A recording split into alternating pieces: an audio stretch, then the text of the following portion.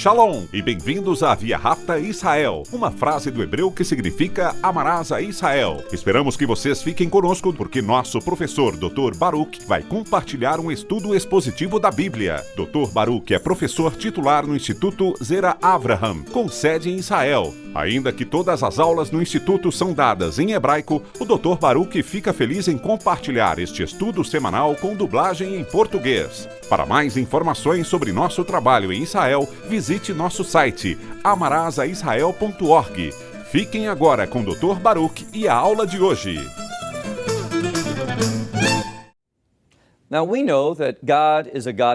Nós sabemos que Deus é um Deus de amor, mas também é um Deus da santidade.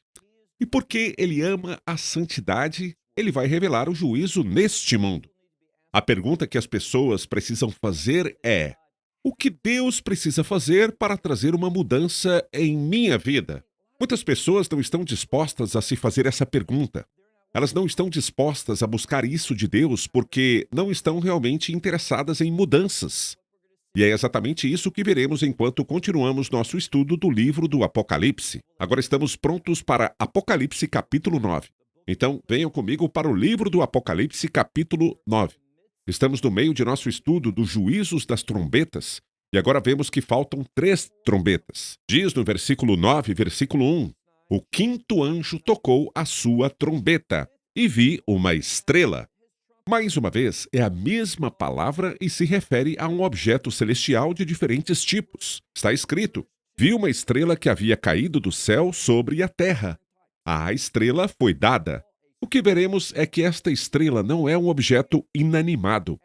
É como outro anjo.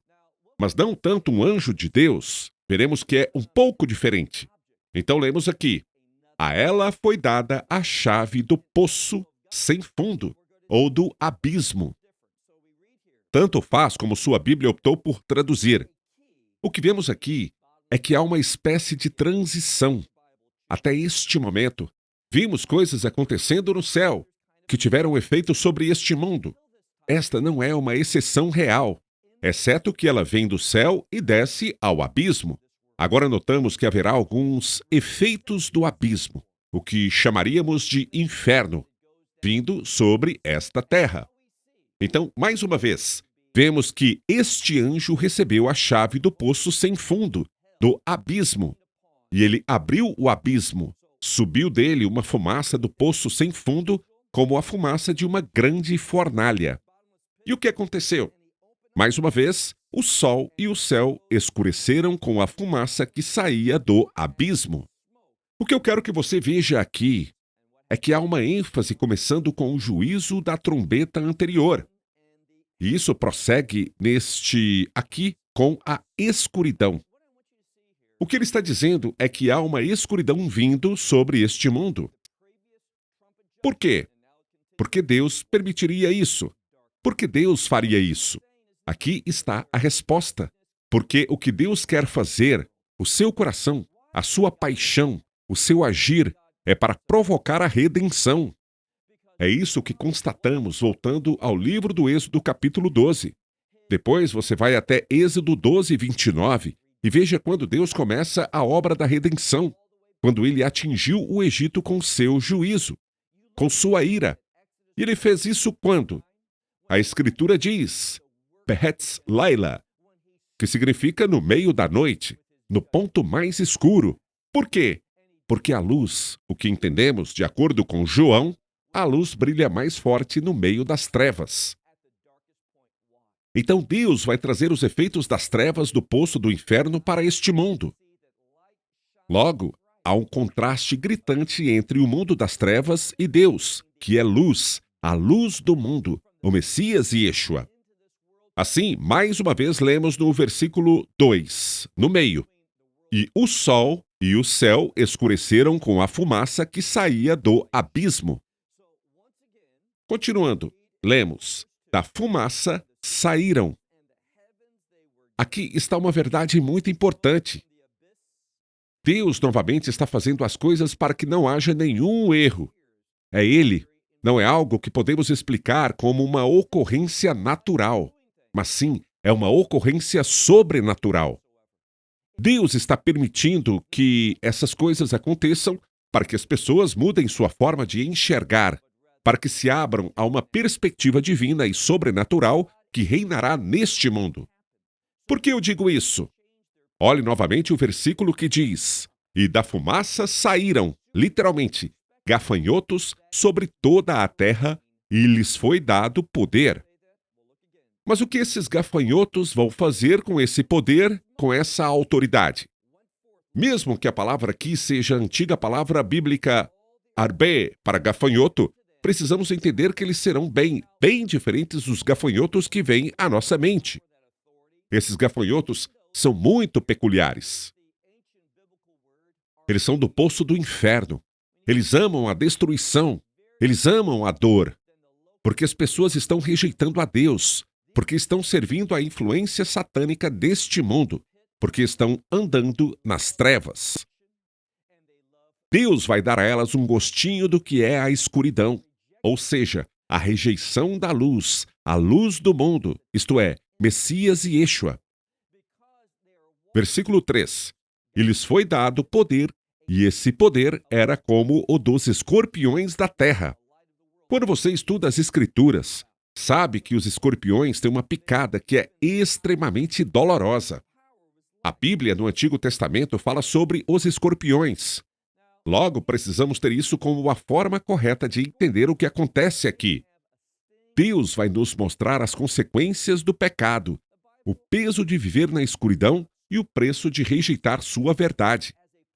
E haverá dor por causa disso. Vamos agora ao versículo 4. E foi-lhes dito que não fizessem dano à erva da terra. O tempo passou, vimos em um juízo da trombeta anterior que a planta da terra foi consumida pelo fogo. Mas o tempo passou, a grama cresceu mais uma vez. Esta palavra para grama também pode significar vegetação. Estamos falando sobre o produto da terra. E normalmente vemos quando surgem pragas ou gafanhotos. Vemos isso no livro de Joel, por exemplo, e em outros lugares. Eles comem tudo. Foi o que eles fizeram, por exemplo, no livro do Êxodo. Uma das pragas foram o arbe, os gafanhotos. Mas aqui há uma singularidade, há uma mudança. Esses gafanhotos não se comportam de acordo com a explicação científica. Esses gafanhotos são muito diferentes em seu comportamento e, como veremos daqui a pouco, também em sua aparência. Eles tinham poder e seu poder não era para destruir a vegetação da terra, ou a qualquer coisa verde, ou qualquer uma das árvores, mas apenas.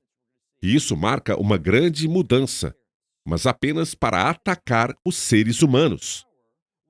Que seres humanos? Observem o que diz: aqueles que não tinham o selo de Deus na testa. O que desejo que você perceba é que, ao voltarmos a Apocalipse capítulo 7, vemos que Deus, mais uma vez, reafirma a singularidade dos filhos de Israel. Ali, lembramos que Deus colocou o selo sobre as tribos de Israel, sobre um remanescente, podemos dizer. A ideia de remanescente é fundamental nos últimos dias, quando falamos sobre o povo da aliança, o povo judeu, as tribos de Israel. E mais uma vez, Deus nos mostra algo que arruína a teologia de muitos. Hoje, há um número crescente de professores, principalmente nos círculos evangélicos, que pensam: não há mais nada de significativo, nada mais relevante sobre a terra de Israel, ou o povo de Israel. Quero dizer, esse é um pensamento antigo da aliança, pois agora estamos na nova aliança. Essa é uma falsidade. Ao olharmos para a aliança, o que Paulo diz? O chamado e os dons de Deus são irrevogáveis. Isto é, Deus não vai mudar de ideia.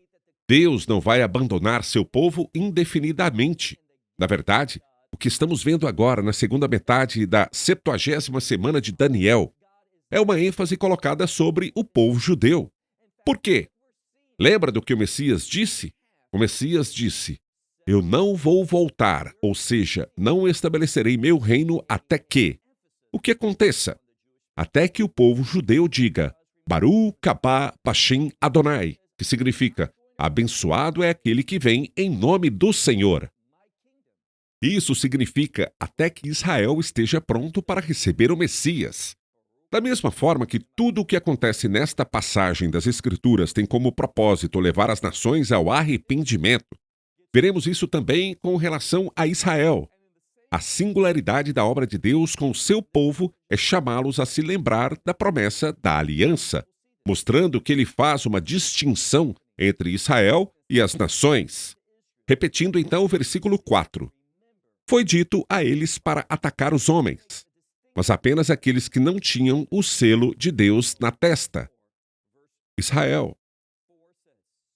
Versículo 5.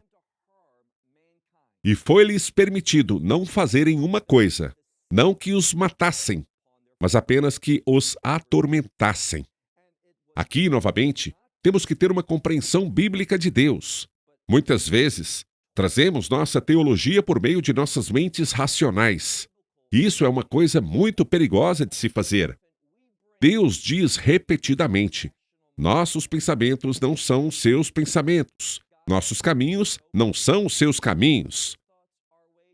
Então, se você quiser só sentar e pensar, posso entender Deus, posso antecipar, posso entender quem Deus é, o que Ele vai fazer, você está redondamente enganado. Toda a nossa capacidade de conhecer a Deus e compreender a Deus vem unicamente da revelação.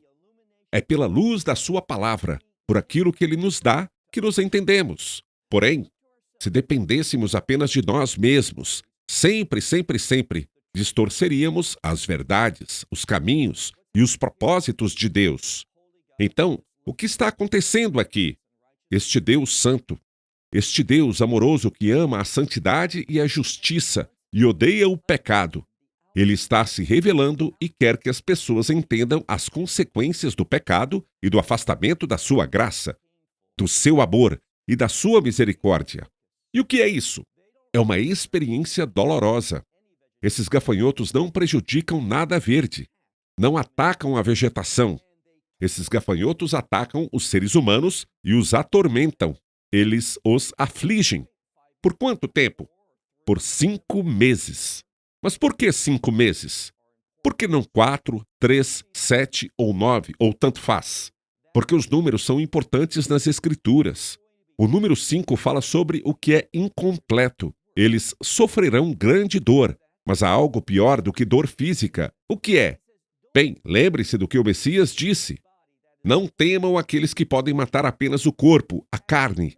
Temam, sim, aquele que, depois de tirar a vida, tem poder para lançar no fogo e no enxofre do inferno. E aqui, novamente, eu percebo que essa mensagem não é popular. Eu percebo que muitos evitam ler ou ensinar passagens que tratam de juízo, de ira de fogo e de enxofre. Eles preferem dizer, isso já ficou no passado. Não, estamos lidando com o último livro da Bíblia. Nós veremos esses tipos de coisas serem enfatizadas nas Escrituras. Por quê? Porque Deus ama o arrependimento. Deus, o que esta passagem nos mostra é até onde Deus está disposto a ir para conduzir as pessoas ao arrependimento. Este não é ainda o juízo consumidor de Deus. Não é a sua ira total. Trata-se de um juízo parcial. Ainda há algo por vir. E é por isso que o número 5 é mencionado aqui. 5 meses. Símbolo daquilo que está incompleto, daquilo que está faltando. E continua o versículo. O seu tormento era semelhante ao tormento de alguém que é atingido por um escorpião. Todos nós sabemos bem como essa dor pode ser horrível. Versículo 6. Naqueles dias, imagine isso, durante aqueles 5 meses de aflição, diz que os homens procurarão. A linguagem bíblica aqui expressa intensidade extrema. Suas almas buscarão, ou seja, aqueles que oram. Não, eles não oram. Eles não têm um lugar para o espiritual em suas vidas. Mas aqui eles vão buscar com as suas almas, ou seja, eles vão orar. Para fazer o quê? Eles vão orar pela morte, mas eles não a encontrarão. Eles desejarão morrer, mas a morte fugirá deles. Olhe para o versículo 7. No versículo 7, queremos enfatizar mais uma vez a singularidade do que está acontecendo aqui. Isso não é algo que já tenha acontecido antes. Isso não é algo que os cientistas possam explicar. Isso não é algo que os historiadores, com todo o seu conhecimento do passado, consigam compreender ou interpretar à luz da história. Não. Isso é tudo novo. Nunca aconteceu. Ainda acontecerá no futuro. É algo que somente Deus pode realizar. Por que eu digo isso? Vamos olhar para o versículo 7. Falamos sobre a atividade desses gafanhotos, mas agora vamos falar sobre sua aparência. E é chocante. Versículo 7. E aconteceu a aparição desses gafanhotos. Eles pareciam cavalos preparados para a batalha. Sobre suas cabeças havia algo como coroas de ouro, e seus rostos pareciam um rosto humano. Seus cabelos eram como os cabelos de uma mulher, seus dentes como os dentes de um leão. Tinham armaduras. Talvez sua Bíblia traduza como couraças. Tinham couraças como couraças de ferro, e a voz, ou som de suas asas, era como o som de uma carruagem com muitos cavalos correndo para a batalha. O que eu quero que você veja aqui é que as imagens que lemos são muito semelhantes à de uma guerra. Esses gafanhotos, bem, eles não se parecem com gafanhotos comuns. Esses gafanhotos são grandes. Sua aparência é chocante. Sua aparência é assustadora. Não é nada que já tenhamos encontrado antes. Esses são alienígenas. Mas são alienígenas de outro planeta. De onde eles vêm? Do poço do inferno. Eles vieram daquele poço sem fundo, daquele abismo. Tudo isso é para dar às pessoas um gostinho, uma antecipação, um prenúncio de como é o julgamento de Deus, da sua condenação eterna. A questão é como as pessoas vão responder. Muitas vezes, as pessoas dizem: se Deus apenas fizesse um milagre, ou seja, se eu visse algo realmente sobrenatural, isso faria toda a diferença no mundo. Eu passaria a levar Deus a sério, levaria a sério viver para Ele e servi-lo. Entretanto, o que veremos, de forma inegável, é que não é assim que acontece. Sabe o que realmente pode transformar a sua vida? Quando você abre este livro, não apenas o livro do Apocalipse, mas as Escrituras em geral. Se você ler as Escrituras e você não se sente impulsionado a mudar, quando lemos este livro, e o lemos com a atitude certa, dizendo: Deus, eu estou te buscando. Se o Senhor se manifestar a mim, eu vou responder. Algo acontece. Não falo aqui de manifestações milagrosas externas. Estou falando sobre tocar seu coração. Eu não consigo contar o número de pessoas que buscaram ao Senhor através da palavra de Deus. E no início, nada de extraordinário parecia acontecer. Mas sabe de uma coisa?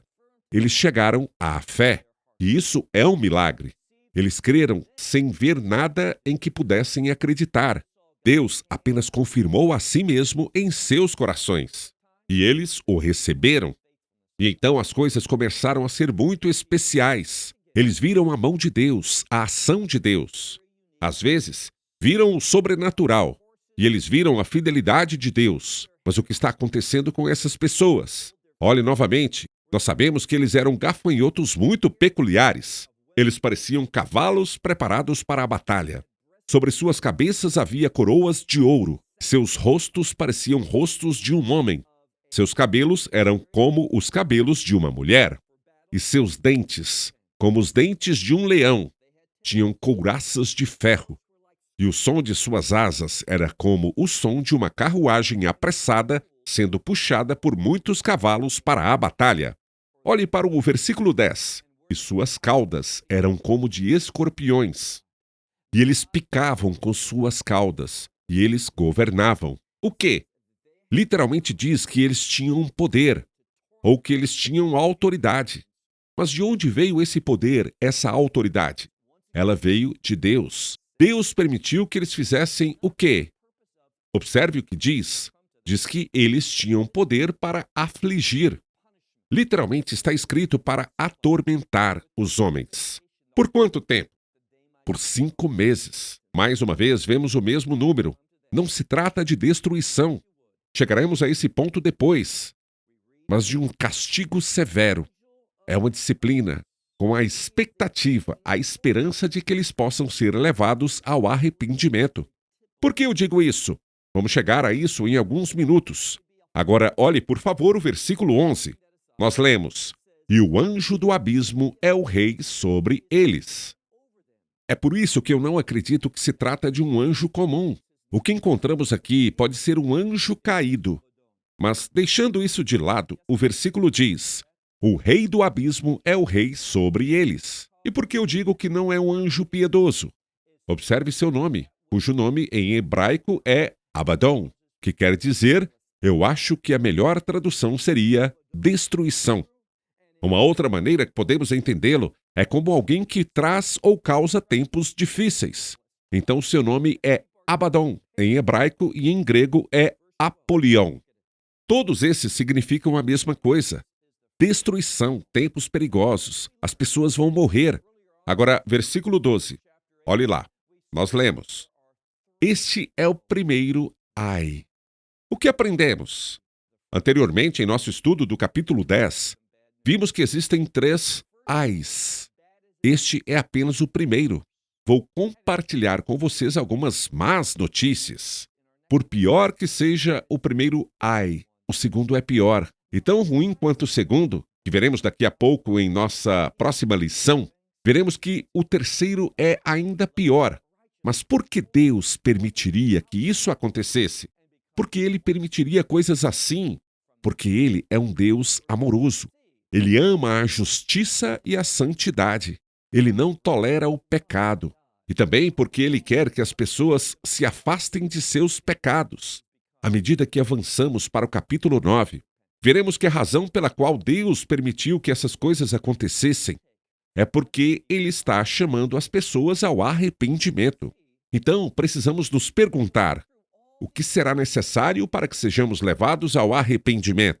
Você verá aqui que as pessoas que passaram por todas essas coisas, como veremos em nossa próxima lição, elas não se arrependerão, elas não serão transformadas. O que mais Deus poderia fazer? Quero dizer, vemos aqui que elas vão buscar a morte, mas Deus não vai permitir.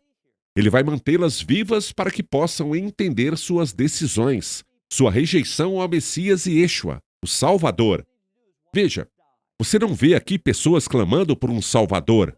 Você não vê pessoas se arrependendo do pecado. Tudo o que elas querem fazer é morrer.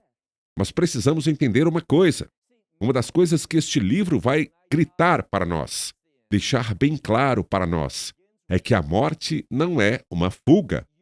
Muitas pessoas pensam: eu penso que quando morrer, esse é o fim. Não. Você sabe o que começa com a morte? A eternidade. Se você não crê, sua eternidade começa quando você morre. Se você crê, sua eternidade começa no momento em que você aceita o Evangelho, no momento em que você é sensato o suficiente, é humilde o suficiente para confessar seus pecados e crer no sangue do Messias e Yeshua, que foi derramado naquele madeiro, naquela cruz, para a redenção eterna. É o que Pedro diz. Através do sangue do Messias temos a redenção eterna. E é por isso que eu digo, quando uma pessoa aceita o Messias e o Yeshua pela fé, quando alguém recebe a graça de Deus, e há apenas um lugar para a graça de Deus, ela só pode ser encontrada no Messias e Yeshua. Quando alguém o recebe, começa a sua eternidade. E o que é essa eternidade? A manifestação de um relacionamento eterno com Deus. Deus nunca nos deixará, nem nos abandonará. De fato, das muitas coisas que o Messias faz, uma das que ele está fazendo agora, e há uma promessa de João que revela isso.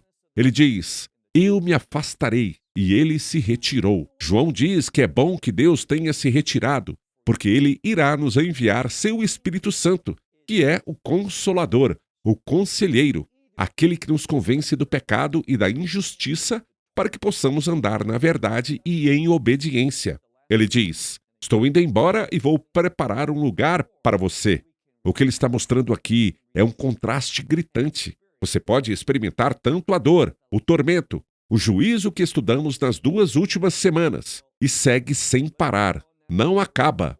Ou você pode se arrepender, pode aceitá-lo e experimentar a vida em comunhão com ele, estando no reino de Deus. Vamos concluir e passar agora para o versículo 12. diz: este é o primeiro ai, e já passou, e eis que. Lembre-se que o termo eis que é para chamar nossa atenção.